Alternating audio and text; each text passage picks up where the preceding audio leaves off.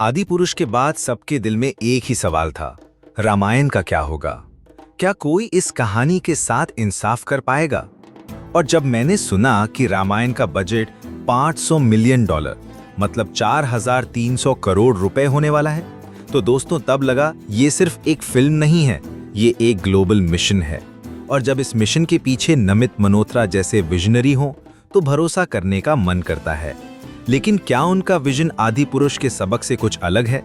और क्या ये सच में इंडिया की पहली ग्लोबल मिथोलॉजिकल मास्टरपीस बन सकती है? आइए दोस्तों, पूरे इंटेंट, बजट, कास्टिंग और वीएफएक्स के पीछे की फिलॉसफी समझते हैं इस एपिसोड में मूवी लोग।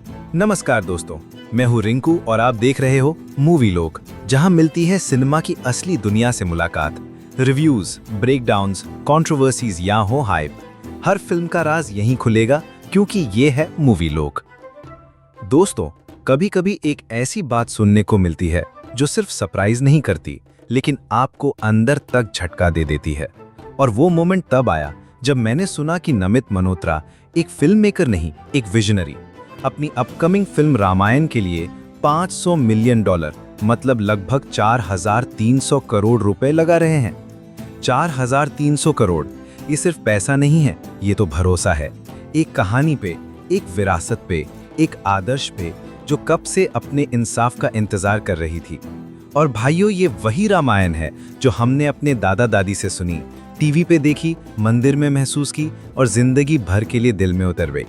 लेकिन सिनेमा के कैनवस पे उस रामायण के साथ इतना इंसाफ कब हुआ?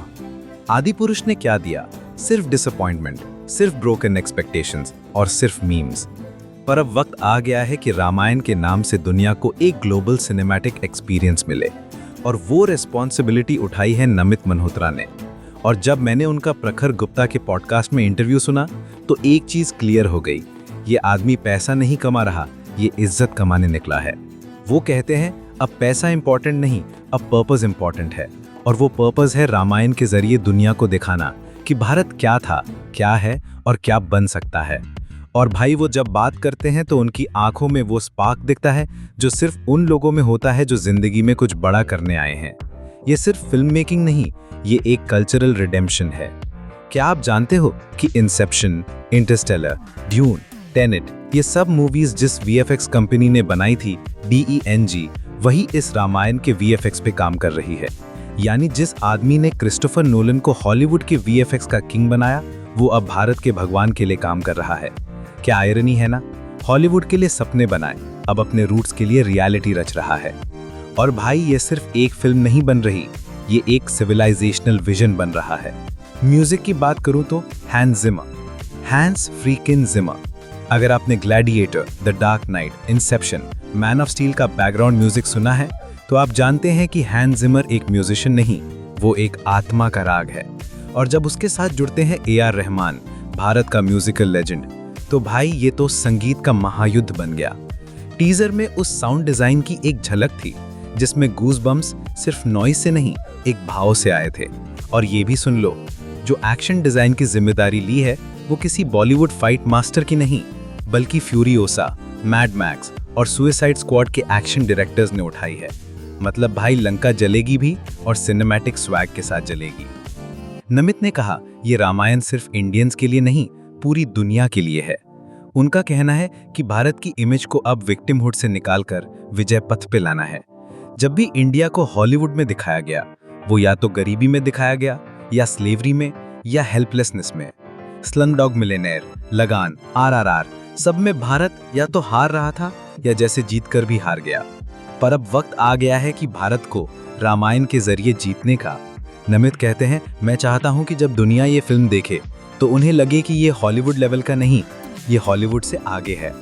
और भाई, इस जर्नी में कोई रैंडम क्राउड प्लीजिंग मसाला नहीं है, कोई चीज़ी सिनेमैटिक यूनिवर्स नहीं बनाया जा रहा। ये एक clean, devotional, grand and emotionally powerful experience होने वाला है। अब मैं जानता हूँ आपके दिमाग में एक डाउट अभी भी होगा, आदि पुरुष का क्या, उसके बाद भरोसा कैसे करें?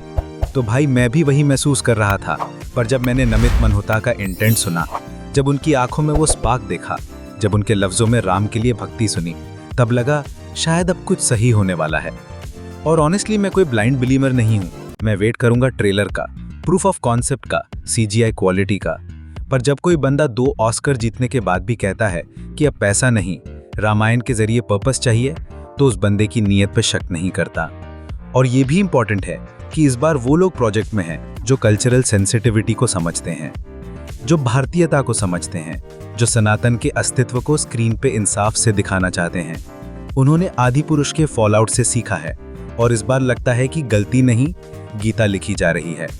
शूटिंग खत्म हो चुकी है, अब काम हो रहा है सीजीआई और पोस्ट प्रोडक्शन पे।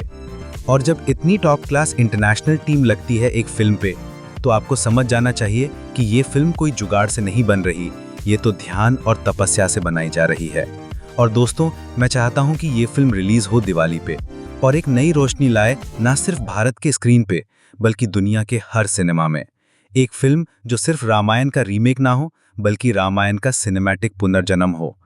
बाकी मैं अपनी उम्मीदें जिंदा रख रहा हूं, क्योंकि अगर ये फिल्म सच में वैसे बनी जैसे बताया जा रहा है, तो भाई ये सिर्फ एक हिट नहीं, ये एक यात्रा बनेगी। और अगर आप भी चाहते हो कि हमारी कहानी दुनिया के सामने इज्जत के साथ लाएं, तो इस वीडियो को लाइक करो, कमेंट करो और इस रामायण के सपने का हिस्सा बनो। मैं हूं रिंकू और ये था एक जज्बाती और सिनेमा से भरपूर एपिसोड मूवी लोग। बाकी जय श्री राम।